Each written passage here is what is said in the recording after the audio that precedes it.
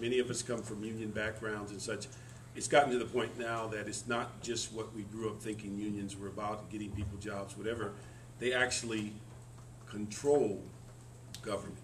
And if you think about where unions were 20 years ago, when you had a different mindset in government, is that if you think about it, is that the public safety and different operations in government were always generally viewed hand in hand with law and order, tougher laws, and things of that nature, and they generally were aligned with Republican administrations. As time went on, the way that the democratic process worked is the Democratic Party tried to figure out how do you get involved in this issue. And what they came up with is they took over the entire discussion by concentrating on personnel issues. And if you look at how the transition has occurred, now you have folks in the Democratic saying, I'm law and order, but when they talk about law and order, they're saying they're responsible for these personnel issues. They've enhanced the benefits for workers' comp.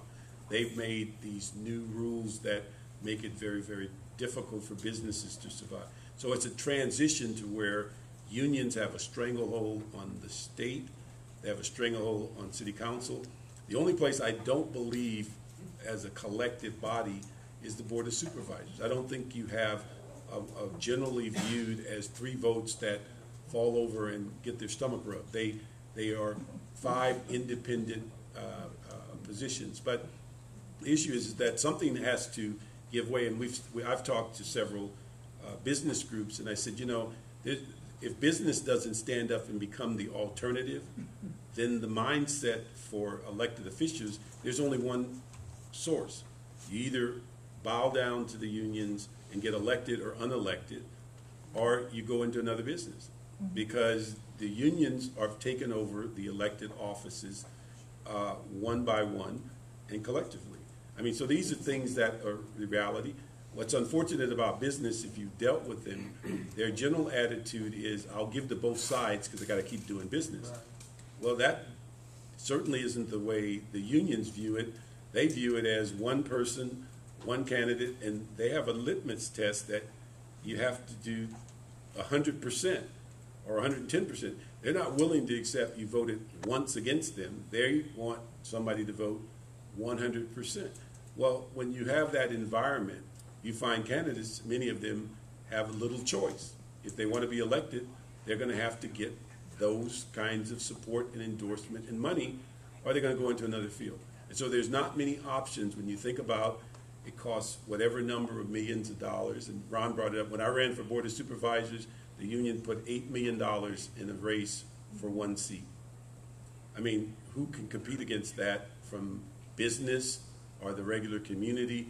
And it was all independent, so it wasn't even any limits on how much you could contribute. So that's what you're confronted with, in fact. And until business or some other group stands up and says, we're going to be the sounding board, we're going to be the funding, because, and this is where business looks down at their computers and they don't respond, is that you say to them, why do you keep endorsing and funding people that vote against your interests? And they have no answer to that, except they have to keep doing business. And so therefore they want to be able to do business under any environment, and so they don't take an active step. They don't take an active role. They just give to both sides. And they believe that's the way you survive. But until you get some competing interest, a competing agenda, a competing circumstance, and you can't win it by petitions, you can't win it by anything but hard cash. It's that simple.